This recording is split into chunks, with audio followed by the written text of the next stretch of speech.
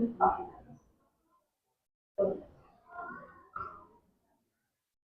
morning. Isang malakas na palakpak kay Jesus. God is good. All the time. God is good. Amen. At tunay na napakabuti ng Panginoon. Amen. At tayo po yung manalangin at ipanalangin po natin yung concern natin sa buong mundo, ang ating mga kababayan, ang ating bansa ng Israel, na kung siya yung mga kababayan natin o kapatid sa Panginoon. Tayo po yung manalangin. Amang banal na makapangyarihan sa lahat. Sa umagang ito, ikaw ay aming pinupuri, sinasamba sa lugar na ito dahil ikaw ay Diyos na dakila. Sinasamba ka namin sa Espiritu at katotohanan. Salamat sa iyong banal na dugo na patuloy na tumigis 2,000 taon na nakaraan upang kami tubusin sa aming mga kasalanan. Kaya sa oras ito, Panginoon, kami wala ng kasalanan sa iyong harapan dahil kami ngayong mga anak na tinubos sa krus ng Kalbaryo. Maraming salamat, Santong Espiritu, dahil ang church na ito ay pag-aari mo kami, mga katiwala mo lamang. Patuloy mo lamang kaming gamitin ng maayos at karapat-dapat na may pangaral lang natapos mong gawa sa krus ng Kalbaryo. Hayaan mo, Santong Espiritu, na sa lugar na ito, ang nais mo ang mangyari, hindi ang nais ng aming mga sarili.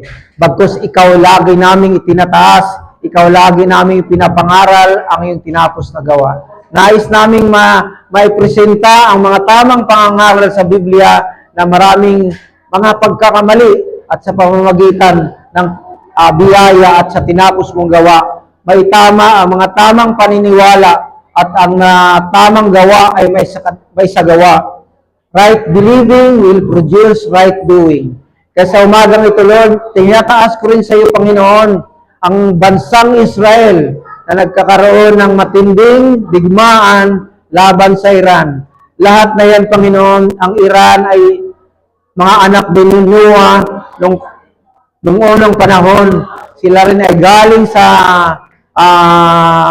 mga lahi na pinanggagalingan sa lumang tipan. Kailan mo, Lord, na patuloy na pigilan mo ang kanilang pride sa isa't isa.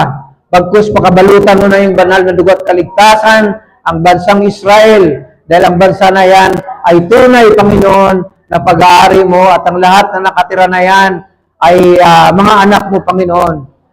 Salamat, Panginoon, dahil ito ang concern namin. Pigilin mo ang pagkampi-kampi ng mga bansa sa oras na ito. I plead the blood of Jesus and I declare that Jesus Christ is God, Lord over Israel, Lord God over Iran, that there will be no nuclear disaster, Lord, or nuclear war na mangyayari. Kaya, Panginoon, maraming salamat. Ganon din ang bansang Amerika, Lord, na patuloy na kumukontrol upang mamamagitan na matigil na ang putukan sa lugar na yan. Kaya sa oras ito, Panginoon, alam namin, dinidinig mo ang aming mga panalangin. Alam namin, Lord, na maraming tao mawala sa mundong ito na hindi nakakilala sa iyo. Spare the death, O God. Destroy the spirit of death over Iran and Iraq, O God. In the name of Jesus. Sa oras din ito, Panginoon, dinadalain ko ang lahat ng naaabot ng mensahe ito. Lahat ng mga may sakit karamdaman, may mga problema, may mga suliranin. Sa oras ito, Panginoon, itinataas ko sila sa iyo. Habang sila ay nakinig ng mensahe ito, magkaroon sila ng pag-asa, magkaroon sila ng kagalingan sa kanilang mga karamdaman, magkaroon sila ng overflow ng iyong pag-ibig, Lord. Dumalay ang iyong pag-ibig, ang iyong supernatural flow of miracles upon the lives of those who are watching this program. In the name of Jesus, and I declare the finished works of Jesus, that it is done, it is finished. Ganon din sa lahat ng narito sa simbahan ito, Panginoon. Maunawaan-nawa nila ang kahalagahan ng pagkakilala sa iyo. Maunawaan-nawa nila, Lord, na sila yung mga anak mo at sa kanilang kalagayan bilang mga anak, hindi mo sila pababayaan anuman ang problema na kanilang dadaanan sa pagpapalaki ng kanilang mga anak, maranasan nila ang provision na nanggagaling sa iyo. Kaya maraming salamat sa pagdako mo sa lahat ng mga nanay at mga bata na narito sa araw na ito, Panginoon, at ang biyaya na anumang matatanggap ay magkaroon ng miracle multiplication. I give you the praise, I give you the glory, in Jesus' mighty name this we pray. Amen. Isang malakas na palakpak kay Jesus. Hallelujah. Maiksi lang ang mensahe ko sa umagang ito dahil mayroon tayong isang programa ng blessing. Amen. At dito po sa topic natin ito, the humility of our Lord Jesus Christ. The humility, ang pagpapakumbaba ng ating Panginoong Jesus. Amen. The humbleness of Jesus. Na siya mismo ay nagpakumbaba, bagamat siya ay Diyos. Ngunit siya bumaba upang magkatawang tao at ipakilala, magiging pattern siya sa lahat ng mga taong nabubuhay. Na ang pagmamataas ay laging patuloy na binigyan ng paalala na huwag magmataas, laging magpapakumbaba. Sa mga previous nating message, narinig natin ang pride ay galing kay Satanas. At doon sa krus ng Kalbaryo, armahan na ng Panginoong Hesus si Satanas. Ngayon si Satanas ay magkakaroon lamang siya ng bisa o pwersa kapag pinaniniwalaan mo. Kaya ingat, lahat ng mga balita sa mundo ay mga negative. Si Satanas ang promotor niyan. O, naghihirap na, o may gira, o walang-wala na. Kinuruan niyang tao mag-alala. Huwag na huwag tayo mag-alala kung kilala natin ang Diyos. Amen? Amen? Lagi tayong makinig ng pag-asa. Huwag natin tingnan yung mga marites doon sa ating napapanood. Kasi wala yung idudulot na maganda. Nagdudulot yan ng takot. Amen? Ano man ang mangyari sa mundo ito, tandaan nyo, tutulungan tayo ng Diyos. Sasamahan tayo ng Diyos. Sa kahirapan, sa karamdaman, sa kawalan, kasama natin ng Diyos. Amen? Tingnan po natin yung teksto natin.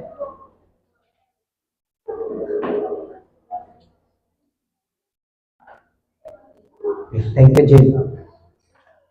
Okay, sabi nga dyan, but God forbid that I should boast except in the cross of our Lord Jesus Christ, by whom the world has been crucified to me and for the world. Amen? Si Pablo po ang nagsasaad. Diyan, anong nangyari? Okay lang. Bumalik. Tingnan mo siya. Pinagmamalaki ni Pablo, wala na siyang pwede ipagmamalaki sa mundong ito. Kundi yung tinapos ng Panginoon sa krus ng Kalbaryo.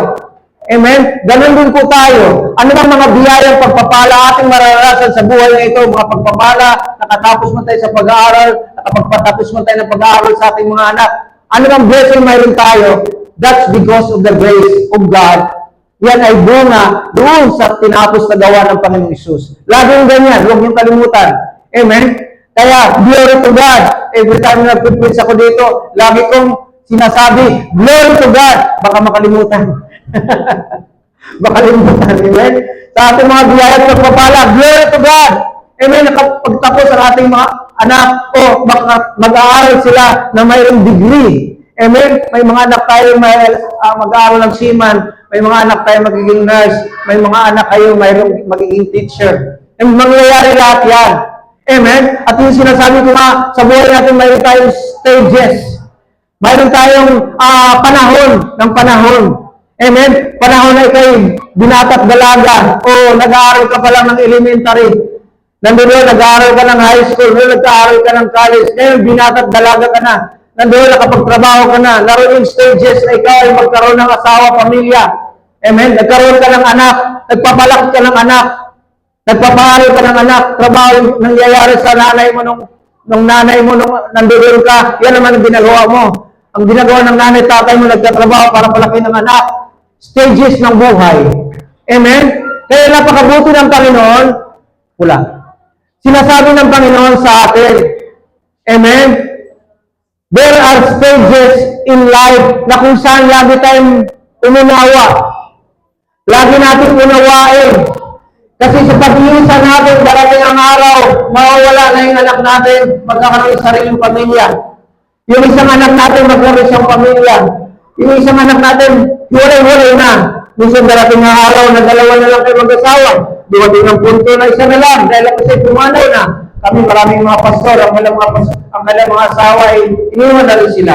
Isang pastor ng aming pinagdausan ng conference sa Honor Rizal, ang kanyang misis, pwede sa namatay ng stage 4 cancer. Amen? At nag-iisa na lang. Pero tandaan niyo, ang Diyos natin may mabuting plano sa atin. Amen? Ang sinabi ng Panginoon, I will never leave you nor forsake you. Even in your old age, I will be with you. Amen ba? Huwag natin malalahanin kung anong mangyayari pagdating ng panahon. Kasi ang Panginoon hindi siya naubusan ng pagpapala at hindi siya naubusan na mayroon palang ako na darating. Mayroon palang ako, kaalagaan mo yung ako, o Lolo, how are you, Lolo? Kumusta ka, Lolo? O Lolo, magpalakas ka, Lolo. O Lolo, ipag-pray kita. Amen po ba?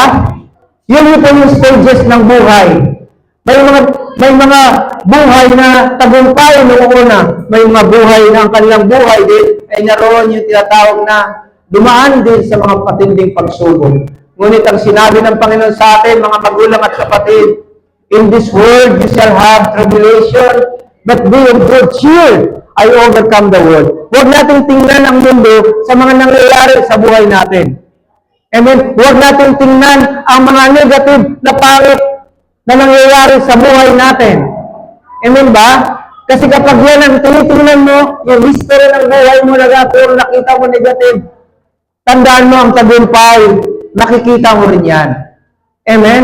Huwag natin ipagmataas yung mga pangit na dinaanan natin tulad ng sinabi ni Pablo. Amen? Tulad ng sinabi ni Pablo.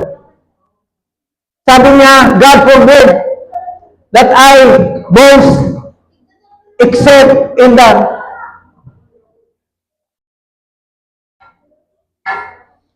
but God forbid that I should boast except in the cross of our Lord Jesus Christ. Kaya si Jesus, amen, doon sa cross, siya lang ang pwede nating pagmamalaki. Amen? Wala tayong alalahanin sa mga nakaraan. Ang pwede nating alalahanin yung tinapos na gawa ng Panginoon yung mga nakaraan na 2,000 years ago. Okay, next verse. Jesus humbled himself. Tingnan po natin ang napakagandang verse na yan. Kayong lahat, tingin lang dito. Yung mga bata sa likod, kung kaya niyong basahin, basa-basa lang. Kasi habang binabasa niyo yan, may tatanim niyo yan doon sa spirit niyo. Pag lumaki kayo, kung ano yung mga pinipreach ni pastor dito, ay ipipreach nyo rin pagdating ng araw. Kasi kami, mga bata lang din kami pumunta sa church, sa Arroyo High School. Yung aming pastor ay walang iba kundi si Brother Eddie Villanueva, at lahat ng kanyang tinuturo ay aming napakinggan, nasa aming spirit. Ngayon, yung aming mga pinapangaral na mga verses, bagamat galing sa Bible, karamihan ay galing doon sa narinig namin sa pastor na nangangaral sa amin, kami mga maliliit pa lang sa pananampalataya. Kami maliliit sa pananampalataya, lumaki, tumanda, natuto. Ngayon, ginagamit naman kami ng Panginoon sa pangaral para sa kaligtasan ng maraming tao. Amen. Ang church na ito, para maligtas kayo. Maniwala kayo, hindi, maligtas kayo. Amen. Maligtas kayo. Ang katawang lupa, maiwanan natin sa lupa. Pero ang ating espiritu, yun ang niligtas ng Diyos. Yun yung binili ng dugo ng Panginoon sa krus ng Kalbaryo. Ang ating espiritu, yan ang dahilan kung bakit siya namatay. Upang dalhin tayo din sa kanyang kaharian sa paraiso, sa langit. Ayaw niya mapunta tayo sa kabila. Ang kabila, separation from God. Ang separation from God, isang lugar na masalimuot. Walang aircon sa lugar na yan. Walang kaligayahan doon sa lugar na yan. Walang iba kundi magsisisihan. Mag-away-away ang manaroon. Nawa, magkaroon tayo ng panibagong katuruan. Ano ba talaga ang mga taong naroon sa impyerno? Totoo ba talaga bang ang mga tao na yan ay mayroong kaparusahan? Okay, tuloy natin. Sabi niya rito, but made himself of no reputation, taking the form of a bondservant and coming in the likeness of man, and being found in appearance of a man, he humbled himself and became obedient to the point of death, even to the death of the cross. Siya po ay galing sa langit. Sumunod siya, nagpakumbaba, at siya kailangan dumaan sa kamatayan. Alam niya yun. Amen? Pero hindi siya nagreklamo, hindi siya nagmumurmur. Dahil alam natin, alam ng Diyos na ibinigay siya bilang tagapagtubos ng kasalanan ng sanlibutan. Dahil ang kanyang dugo na nanalaitay sa kanya ay dugo na galing sa ating Diyos. Amen? Ang dugo ni Mary at ni Joseph, walang dugo na nanggagaling sa kanila sa katawan ni Jesus. Dahil ang buhay na binigay sa kanya galing sa Diyos. Tinitingnan ng mga studies na ang dugo ni Jesus ay walang dugo na kasama si Mary dahil ang dugo ni Jesus ay napakabanal. Kapag siya ay may halo, hindi niya tayo kayang tubusin sa ating mga kasalanan. Kaya ganun kadakila ang Panginoon. Amen? He became obedient unto the point of death, even the death of the cross. Ang kamatayan niya sa cross. At next verse, Therefore God, nang dahil sa kanyang pagsunod sa kamatayan sa cross, therefore God also has highly exalted Him and given Him the name which is above every name, that at the name of Jesus, every knee should bow, of things in heaven, and of things on earth, and of those under the earth. Amen? Lahat ng pangalan dito sa silong ng langit ay luluhod sa pangalan ni Jesus, that in the name of Jesus, ikaw sakit karamdaman, umalis ka sa pangalan ni Jesus. Ikaw mga demonyo, umalis ka sa katawang ito sa pangalan ni Jesus. Kahirapan, umalis ka sa pangalan ni Jesus. Kapag yan ay may pangalan, luluhod sa pangalan ni Jesus. Dahil ganun kadakila ang Panginoong Diyos na ibinigay niya ang pangalan ni Jesus na lahat ng pangalan sa silong ng langit at lupa ay luluhod. Amen? At sila'y sasamba sa ating Panginoon. Those under the earth. At that every tongue should confess that Jesus Christ is Lord. Amen? That Jesus Christ is Lord to the glory of God the Father. Amen? When we confess Jesus as our Lord, God, ang kapurihan ng Ama ay mapasa Kanya. Amen? When you and me will know, believe God, yan ay glory to God. Amen? Ang kapurihan ng Diyos ay naroon lagi kapag tayo ay kumikilala sa ating Panginoon. Kapag sinasalita natin, si Jesus ang Panginoon. Si Jesus ang Panginoon ko. Amen? Kaya huwag tayong mahiyang sabihin natin ng Panginoon natin ng Jesus. Okay, good news. Kung ang Diyos na gumawa ng langit at lupa ay ginawa mong Diyos, mayroon bang imposible sa'yo? Mga bata, kung ang Diyos na siyang makapangyarihan sa lahat, siyang gumawa ng langit at lupa, siyang naging ama mo at siyang naging Diyos mo. Amen? Ano pong mangyayari? Amen? Ano pong mangyayari? Kung makapangyarihan ng Diyos at kinikilala natin siya, lahat ng ating mga problema suliranin, walang imposible sa Kanya. Palakpakan natin si Jesus. Amen? Pero normal lang dahil tao tayo ang isip natin pag walang nakikita, naghahanap ng makikita. Pero sabi ng Panginoon, mapalad ang mga hindi nakikita, ngunit naniniwala. Kaya tayo lahat mapalad na hindi natin nakikita si Jesus, pero naniniwala tayo sa Kanya. Amen? Okay. Nor is there salvation in any. Walang ibang kaligtasan sa lahat. For there is no other name under heaven given among men by which we must be saved. Walang ibang pangalan na ibinigay sa silong ng langit na sukat ikaliligtas ng tao, kundi ang pangalan ng Panginoong Hesus. Sabihin mo, Jesus. Isigaw natin, Jesus. Jesus! Jesus!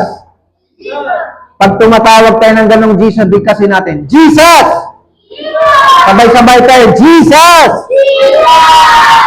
Narinig ng Panginoon yan. Kapag binanggit mo yan, ikaw ay ligtas na. Amen? Whosoever shall call upon the name of the Lord shall be saved. Amen? that if thou shalt confess with your mouth that Jesus Christ is Lord, thou shalt be saved. Ikaw ay maliligtas kung ihayag na yung bibig at kinukumpisa na yung puso na si Jesus ang Panginoon at naniniwala kang binuhay siya mula sa mga patay, ikaw ay maliligtas. Amen? Tuloy natin. Shining as stars. Tayo daw. Ito na. Therefore, my beloved, as you have always obeyed, not in my presence only, but how much more, now much more in my absence, work out your own salvation with fear and trembling. Ito yung karugtong doon, ha? Work out your own salvation with fear and trembling, for it is God who works in you, both to will and to do for the good pleasure. Amen? Ito pong verse na ito. Tingnan niyo po yung verse na yan. Controversy yan. Amen? Tayo naligtas dahil nanampalataya sa biyaya. Ang Diyos gumawa ng kaligtasan. Pero ang verse na yan, maraming nangangaral niya ng mali. Amen? Ang pangangaral nila na kapag ikaw ay ligtas, bantayan mo ang kaligtasan mo, alagaan mo ang kaligtasan mo, isagawa mo ang kaligtasan mo, dahil kapag hindi mo nabantayan ang kaligtasan mo, yan ay mawawala. Kaya sabi niya, work out your own salvation. Pastor, ano ba talaga ang ibig sabihin yan? Amen? Work out your own salvation. Ito po ang ibig sabihin yan. Tayo ligtas na. Amen? At siya ang gumawa ng ating kaligtasan. Anong gagawin natin? Ipakita natin ang kaligtasan na ating naranasan. Amen? Sabihin mo, ipakita mo. Ipakita mo. Bigkasin natin. Ipakita mo. Ilabas mo. Work out. Ipakita mo. Kaya, yung ating verse na yan na nandyan sa baba,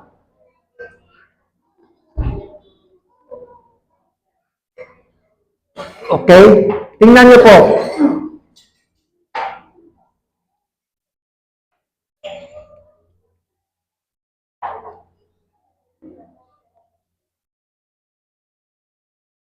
Nawala.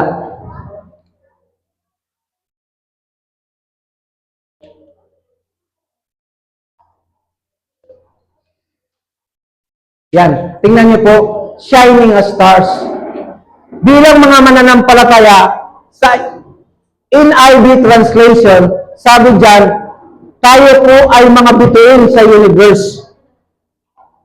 Mga bituin daw tayo na nakikita. Bilang mga anak ng Diyos, tayo po'y nakikita ng mga demonyo. Kaya sabi niya, kung nakikita tayo ng mga masamang espiritu, dahil spirit sila, physical tayo. Ang magagawa ng masamang espiritu, kung ano yung negative na sinasabi mo, gagawin niya. Amen? Kaya huwag tayo magsalita na sabi mo mahirap ka lang, may sakit ka. Kasi kung ano yung sinasabi mo may sakit ka, yun ang gagawin ng masamang espiritu sa katauhan mo. Kasi tatlong espiritu narito sa mundo. Spirit of God, Spirit of demons, Satan, and Spirit of man. Amen? Lahat na yan, yung dalawang spirito na yan, Spirit of God, Spirit of man, nakikinig lang yan sa mga sinasalita natin na ating pinaniniwalaan. Kahit biro, kahit yung sinasabing idol, huwag tayo magbiro ng ganon. Minsan mayroon silang tatay na napagagaling, masipag, idol, napakabait ni tatay. Father's Day pala tayo ngayon, manalangin tayo. Maya-maya yung tatay na yan, namatay. Sino pumatay? Yung demonyo. Amen? Kasi nga, ginamit ng demonyo na ang Panginoon natin ay siloso. Ayaw niya na mayroong ibang iniidolo ang tao. Totoo naman po na ang Diyos natin hindi siloso. Ayaw lang niya na tayo ay iniidolo ng mga artista ng mga Koreans, mga Americans. Ayaw ng Diyos yan. Amen? Pwede tayo manood, pero huwag nating idolohin yung galing ng mga tao. Kasi sabi nga, ang Diablo, gusto ng Diablo na sambahin natin ang nilikha maliban sa lumikha. Lagi natin sambahin ang Diyos Ama sa pangalan ng ating Panginoong Hesus. Okay, tuloy natin. Hallelujah. Sabi niya, do all things without complaining. Amen? Gawin natin lahat ng bagay na walang pagrereklamo. Amen? Sa bahay. Amen? Naglilinis ba tayo ng plato? Naglilinis ba tayo ng CR? O si nanay, tatay na lang ang hinayaan natin lagi naglilinis? Amen? Kung anong magagawa natin sa bahay, gawin natin. Amen? Minsan, maraming mga bata na pupunta sa church, lumaki sa church, ginawang bahay ang church. Kaya yung mga magulang, nagagalit sa pastor, nagagalit sa mga church. Kasi mula nung pumasok yung anak ko dyan, naging tamad na. Amen? Bagamat mali yun, pero paalala ko, mga bata, the more na tayo nakakilala sa Panginoon sa lugar na ito, maging masipag tayo.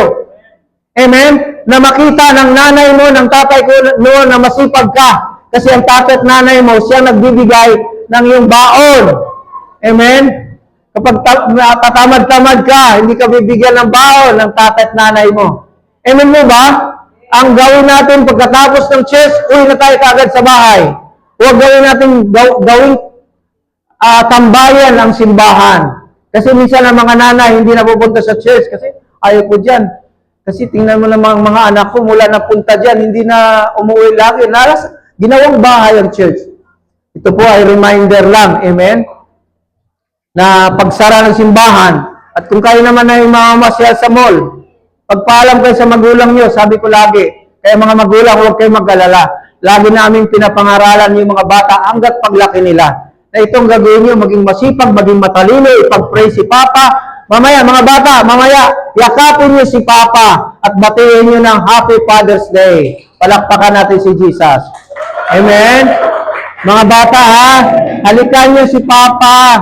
Sabihin mo, Papa, Happy Father's Day. Salamat sa buhay mo. O ang ating mag-ina, ang Tagupa family, binati na nila si Papa James na Happy Father's Day. Amen? Kaya binabati ko lahat ng tatay, Happy Father's Day. Tuloy natin. Malapit na akong magtapos. Sabi niya, holding fast the word of life. Panghawakan nating maigi ang buhay na walang hanggan, so that I may rejoice in the day of Christ, that I have not run in vain or labored in vain. Ito po, kami na Pastor Mar, Ma'am Beng, lahat ng mga leaders dito, sina Kuya Efren, sina Ruth, sina Tatay Ed, lahat, sina James, laging tandaan nyo, ang ating ginagawa sa lugar na ito will never be in vain. Amen? Kahit kayo, yung pagpunta nyo dito, sumasamba kayo, your labor in the Lord will never be in vain. May rewards yan in heaven. Amen? Yung mga musician natin, sina Kuya Neil, si Brother June, ang kanyang asawa si Julie, si ating Kuya James. Amen? Lagay lahat, binigay ni Lord lahat yan. Nung magsimula tayo, wala sila. Walang gitara, walang sound system, kundi akapela. Kay buti-buti mo, Panginoon. Alam na alam ng mga bata, lagi natin kinakanta. At siguro nakita ng Diyos yung labor natin na hindi tayo nagrereklamo, ginagawa natin para sa Panginoon. Amen? At ito po ang nangyari. Ang galing tayo doon, Tatay Ed, sa Pentecost. Naranasan natin ang isang lugar. Pero hindi tayo nagreklamo. Dinala tayo ng Panginoon dito. Amen? Palakpakan natin ang Panginoon. Hallelujah! Tuloy ko, malapit na ako matapos. At sabi niya dyan, nothing fast the word of life, we rejoice in Christ. Tingnan pa rin po natin yung isa. Do all things without complaining, without fault, in the midst of crooked and perverse generation, among whom you shine as lights in the world. Yun pong shine as lights in the world. Sa ibang translation, stars of the universe. Naglilingling tayo dun sa kalangitan. Nakikita tayo ng mga espiritu. Amen? Mga masamang espiritu at ang espiritu ng Diyos. Amen? Ang kadahilanan kung bakit tayo niligtas ng Panginoong Diyos dahil ang espiritu natin ay higit sa halaga ng material na bagay sa mundo. Ang ating espiritu ay higit sa kayamanan ng mundo. Kaya ang tumubos sa atin ay isang napakahalagang anak ng Diyos. Tinubos niya tayo dahil ayaw ng Panginoong Hesus na tayo mapapahamak sa mundong ito. Amen? Isang malakas na palakpak sa Panginoon. Hallelujah. Okay. Thank you, Jesus. We are all blessed. To God be all the glory. Lahat ng tatay, tumayo na lamang. Huwag na lang pumunta sa harap. Lahat ng tatay. June. Tayo. Brother James, tayo. Yung mga tatay lang, ha? Kain mo na. In.